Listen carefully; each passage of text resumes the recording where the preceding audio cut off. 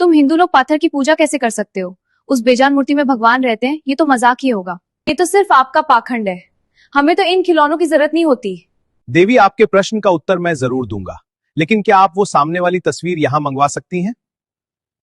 जरूर, ये मेरे स्वर्गीय पिता की तस्वीर है। मैं उनसे बहुत प्रेम करती हूँ। बहुत सुंदर तस्वीर है। अब मेरा आपसे एक छोटा सा निवेदन है, इस तस्वीर पर थूक दीजिए। व्हाट?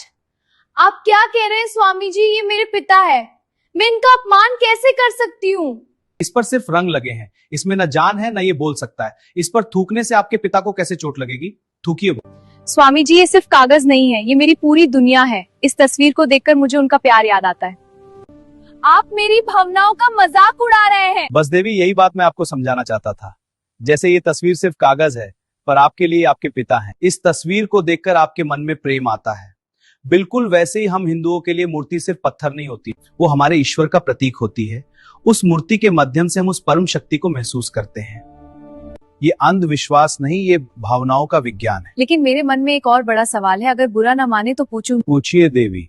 पूरी दुनिया कहते हैं गॉड इज वन, हमारा भी एक ही गॉड है, लेकिन मैंने सुना है कि आप हिंदुओं के 33 करोड़ देवी देवता होते हैं। क्या आप लोग कंफ्यूज नहीं है? आखिर ईश्वर एक है या अनेक? सवाल बहुत पेचीदा है, एक ईश्वर या 33 करोड़ देवी देवता? देवी जी, सबसे पहले तो आपका सवाल ही गलत है। हिंदू धर्म में 33 करोड़ देवी देवता नहीं, 33 कोटि देवी देवता है। मतलब मैं कुछ समझी नहीं। हमारे वेदों में लिखा है 33 कोटि देवी देवता। संस्कृत में कोटि शब्द के दो अर्थ होते हैं। अंग्रेजों ने कोटि का अनुवाद करोड़ कर दिया और मजाक बना दिया। सिर्फ 33 प्रकार? कौन कौन से? सुन लीजिए ध्यान से। 12 आदित्य सूर्य के रूप, 8 वसु प्रकृति की शक्तियां, 11 रुद्र चेतन शक्ति के रूप और 2 अश्विनी कुमार, कुल मिलाकर टोटल 33। ये वो शक्तियां हैं जो दुनिया को चलाती हैं। बाकी सब इन्हीं के अलग अलग रूप हैं। आपकी बात समझ आ गई कि 33 करोड़ नहीं बल्कि 33 कोटि देवता हैं, लेकिन फिर भी 33 ही क्यों? आपका भगवान ऑल इन वन नहीं है? ये एक गंभीर प्रश्न है।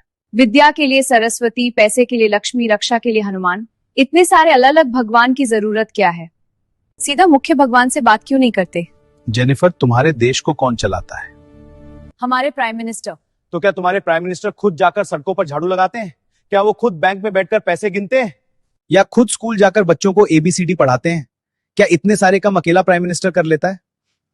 नहीं, वो तो पीएम है। काम करने के लिए उनके पास अलग अलग मिनिस्टर्स होते हैं, जैसे education minister, finance minister, defence minister.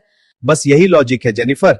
हमारे परमात्मा एक ही है, वही इस सृष्टि के प्राइम मिनिस्टर है। लेकिन इतनी बड़ी सृष्टि को सिस्टमैटिक तरीके से चलाने के लिए उसने अलग अलग विभाग बांट रखे हैं। जैसे अगर तुम्हें नॉलेज चाहिए तो एजुकेशन मिनिस्टर के पास जाओ, यानी माँ सरस्वती। अगर धन चाहिए तो फाइनेंस मिनिस्टर के पास जाओ, यानी माँ लक्ष्मी। अगर सुरक्षा चाहिए तो डिफेंस मिनिस्टर यानी हनुमान जी। और अगर